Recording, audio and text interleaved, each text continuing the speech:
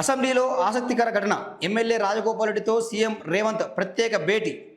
Telangana assembly సమావేశాల సందర్భంగా సోమవారం ఆసక్తికర ఘటన జరిగింది. కొంతకాలంగా వివాదాస్పద వ్యాఖ్యలు చేస్తూ వార్తల్లో నిలుస్తున్న మునుగోడు ఎమ్మెల్యే కోమటిరెడ్డి రాజగోపాల్ రెడ్డితో సీఎం రేవంత్ రెడ్డి ప్రత్యేకంగా భేటీ అయ్యారు. లాబీలో ఉన్న రాజగోపాల్ రెడ్డిని చెయ్యి పట్టుకొని సీఎం కౌన్సిల్లోని తన ఛాంబర్కు తీసుకెళ్లారు. అక్కడ దాదాపుగా వీరిద్దరూ 10 నిమిషాల పాటు సమావేశమయ్యారు. దీంతో వారు ఏం మాట్లాడుకున్నారనేది రాజకీయ వర్గాల్లో హాట్ టాపిక్గా మారింది. కొంతకాలంగా రాజగోపాల్ రెడ్డి వ్యవహరిస్తున్న తీరుతో ఒక రకంగా పార్టీ ప్రభుత్వం ఇబ్బందులు ఎదుర్కొంటున్న నేపథ్యంలో ఈ భేటీకి ప్రాధాన్యం ఏర్పడింది.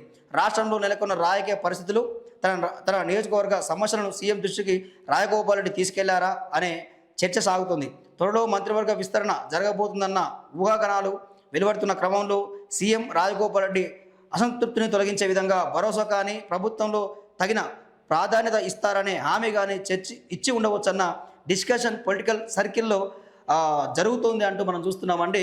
సో ఇక అసెంబ్లీలో ఆసక్తికర ఘటన జరిగింది. రేవంత్ రెడ్డి మునుగోడు ఎమ్మెల్యే కోమటిరెడ్డి రాజగోపాల్ రెడ్డి గారు చేయి పట్టుకొని ఆ అసెంబ్లీలో లాబీలోకి తీసుకెళ్ళాడు. సీఎం ఛాంబర్లోకి తీసుకెళ్ళిండు.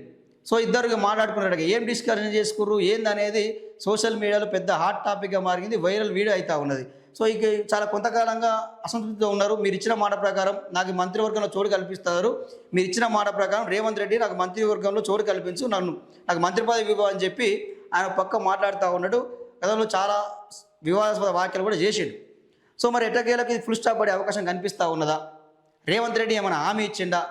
రాజగోపాల్ రెడ్డికి మంత్రి పదవి వస్తుందా? ఆల్రెడీ చాలా వరకు హైకమాండ్ గ్రీన్ సిగ్నల్ ఇచ్చినట్టు కూడా ఒక ప్రధానమైన వార్త అయితే వినిపిస్తూ ఉంది. హైకమాండ్ ఇప్పటికే గ్రీన్ సిగ్నల్ ఇచ్చింది, రాజగోపాల్ రెడ్డికి మంత్రి పదవి ఇవ్వనని చెప్పింది అన్నట్టు కూడా కొంత వార్తలు అయితే వస్తూ ఉన్నాయి. సో ఈరోజు రేవంత్ రెడ్డి, రాజగోపాల్ రెడ్డి ఇద్దరు కలిసి మాట్లాడుకోవడం కూడా ఆసక్తికరమైన చర్చ నెలకొంది. రాజకీయ వర్గాల్లో పెద్ద హాట్ టాపిక్గా మారింది.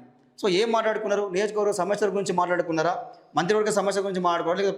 ప్రభుత్వంలో నీకు తగిన ప్రాధాన్యం లభిస్తుంది అంటే అర్థమైందిగా. అంటే మంత్రి కన్ఫామా? రాజగోపాల్ రెడ్డికి మరి ఏమి ఇస్తారు? హోం మంత్రి ఇస్తారా, లేకపోతే విద్యాశాఖ మంత్రి ఇస్తారా? ఏ మంత్రి ఇస్తారా అనేది కూడా పెద్ద చర్చ జరుగుతూ ఉన్నది.